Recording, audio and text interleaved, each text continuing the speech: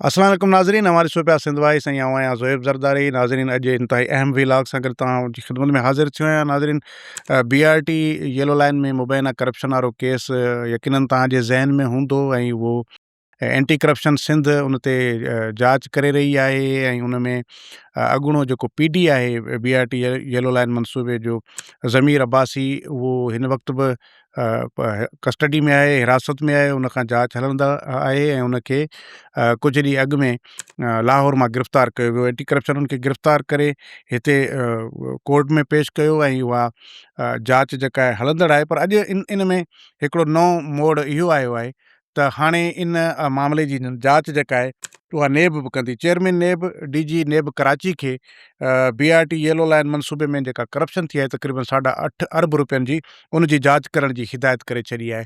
हाणे मतिलबु त पहिरियां जेको इनखे एंटी करप्शन इन जी जांच करे रही हुई, पर हाणे उन सां गॾोगॾु नेब बि इनखे पंहिंजे जांच में शामिलु करे छॾियो आहे। हीअ 8.5 अरब रुपयनि जो हिकिड़ो मनसूबो हुयो कराची में शहरनि खे बहितरीनु सफ़री सहूलतूं ॾियण जे लाइ जदीद ट्रांसपोर्टेशन जो ही मनसूबो हुयो ऐं उन में 8.5 अरब रुपया जेके आहिनि उहे ग़ैर क़ानूनी तौर ते एडवांस में अदायगियूं कयूं हुयूं। ठेकेदारनि खे 8.5 अरब रुपया कमु शुरू थियण खां अॻु में ई एडवांस में अदा कया विया ऐं इन हवाले सां त कुझु ॾींहं अॻु में जॾहिं कोर्ट में पेश कयो वियो हो ज़मीर अब्बासी खे, त हुन पाण इहो चयो त हुन रूल्स खे फॉलो कंदे इहे अदायगियूं कयूं आहिनि।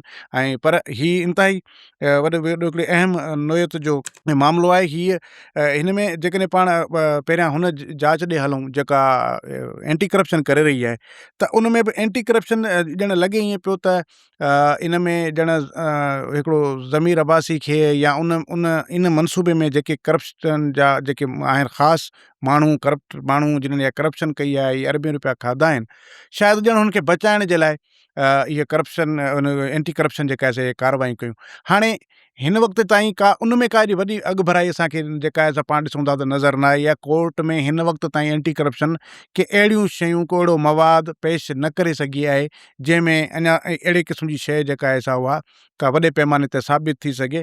पर थियो ईअं त असां वटि हूअं बि कुझु अरसे खां एंटी करप्शन खे इन करे फ़ाल कयो वियो हुयो त जीअं सिंध में जेका करप्शन थिए थी उन जी जांच FIA न करे ऐं उन जी जांच नेब वटि न वञे। उन खां बचण जे लाइ सिंध हुकूमत पंहिंजे ई हिकिड़े मातहत इदारे खे थोरो एक्टिव कयो ऐं उन्हनि वरी इहे पाण शयूं जेके आहिनि से करणु शुरू करे छॾियूं त जीअं मतिलबु त नांग बि मरे ऐं लठ बि बची पवे। त अहिड़े नमूने सां उहे शयूं कयूं। पर हिन वक़्त ताईं जेतिरो बि अरसे खां ज़मीर अब्बासी पुलिस कस्टडी में आहे, हिरासत में आहे, जेल में आहे, अञा ताईं कहिड़ियूं वॾियूं शयूं जेके आहिनि उहे साम्हूं न अची सघियूं हुयूं। जंहिंखां पोइ नेशनल अकाउंटेबिलिटी ब्यूरो यानी कि नेब हाणे उन जी जेका आहे सा पाण जांच करण जो फ़ैसिलो कयो आहे।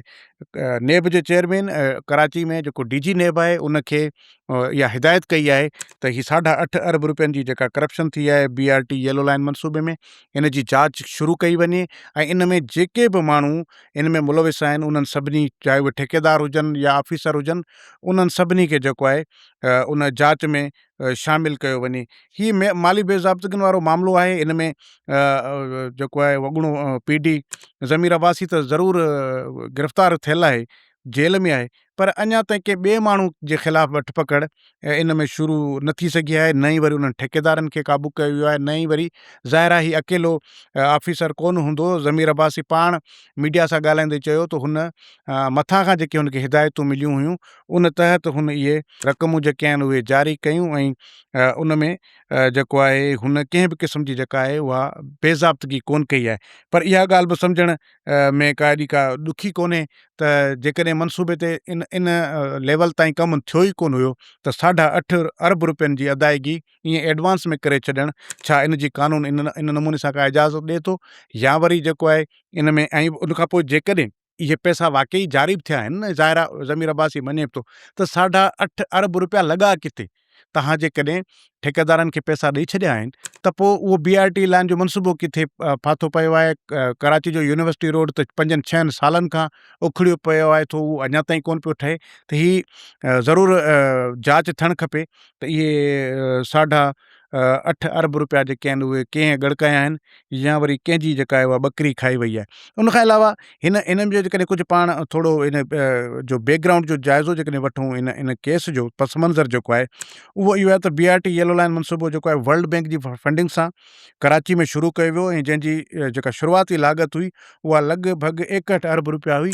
पर 2025 में PC1 में तरमीम खां पोइ इहा लाॻत वधाए करे 173 अरब रुपया कई वई ऐं मनसूबो जेको आहे उहो 2028 ताईं मुकमल थियण जी आहे उमेद बि ॾेखारी वई। हिन सां गॾोगॾु हिन में जेका एंटी करप्शन एस्टेब्लिशमेंट जी जेका जांच आहे उन मां इहो ज़ाहिर थियो आहे त प्रोजेक्ट डायरेक्टर ज़मीर अब्बासी ऐं प्रोक्योरमेंट डायरेक्टर झामन दास ठेकेदारनि खे बग़ैर बैंक गारंटी जे 8.5 अरब रुपया एडवांस तौरु ॾिना। ही जेको आहे उहो उन ते इल्ज़ाम आहे त ठेकेदारनि सां मिली भगत करे जाली कागज़नि, ग़लति हिसाब किताब ऐं सरकारी इख़्तियारनि जो ग़लति इस्तेमालु कयो वियो। जांच रिपोर्ट मूजिबि माली बेज़ाब्तगियूं ऐं बदनुमानियूं जेके आहिनि से उन सबबि सिंध हुकूमत खे तमामु वॾो जेको आहे उहो नुक़सानु पहुतो। हिन वक़्त जेका कानूनी कार्रवाई थी आहे उनमें उहा ही एंटी करप्शन जी कार्रवाई तव्हांखे ॿुधाए रहियो आहियां। ज़मीर अब्बासी ख़िलाफ़ु एंटी करप्शन कमेटी जी सिफ़ारिश ते केस दाख़िल कयो वियो जंहिंमें पाकिस्तान पीनल कोड जा मुख़्तलिफ़ जेके आहिनि उहे सेक्शन हिन में लॻाया विया आहिनि ऐं ज़मीर अब्बासी ज़मानत लाइ अदालत में दरख़्वास्त ॾिनी पर स्पेशल एंटी करप्शन जज अमीनुद्दीन सिद्दीकी इहा दरख़्वास्त उनजी रद्द कई।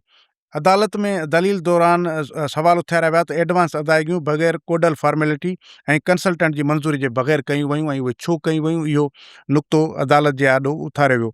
इन में ॾिसंदासीं जेकॾहिं मौजूदा सूरत हाल आहे उहा छा आहे त उन में ज़मीर अब्बासी खे अहम जवाबदार करार ॾिनो यानी कि मुख्य जवाबदार उन में इन 8.5 अरब रुपयनि जी जेका करप्शन आहे उन में करार ॾिनो वियो आहे ऐं हू जेको आहे सो अहिड़े नमूने सां हू पहिरियां लिकी वियो, उनजी गिरफ़्तारी लाइ छापा आया विया ऐं वरी बाद में खेसि लाहौर मां गिरफ़्तार करे हिते कराची आंदो वियो।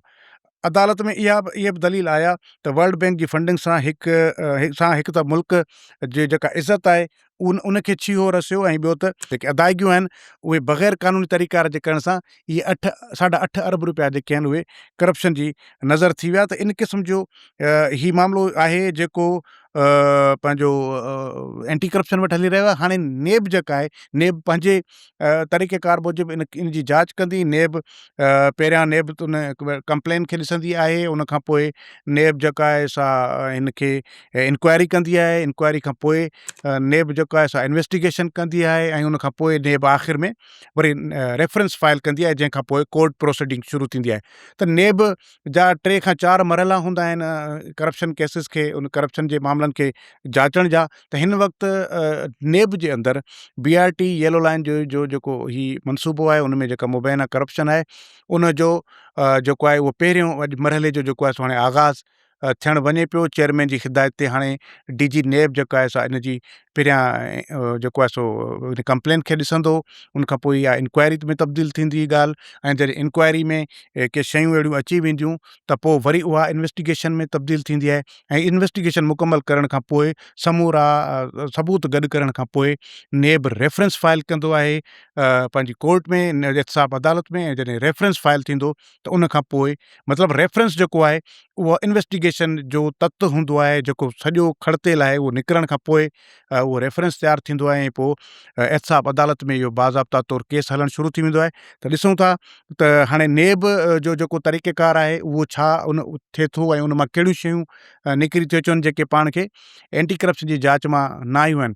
एंटी करप्शन जी जांच हलंदड़ आहे जेका मूं पहिरियां बि ॿुधाए चुको आहियां त हिन वक़्त ताईं को एॾो वॾो को हुन में असांखे को नज़र अहिड़ो शइ कान आई आहे जेका पाण सम्झूं त भई वॾे पैमाने ते एंटी करप्शन जेको आहे जेके सबूत हथु करे वरिता आहिनि सवाइ ज़मीर अब्बासी जे कंहिं ॿिए जी गिरफ़्तारी बि कोन थी सघी आहे।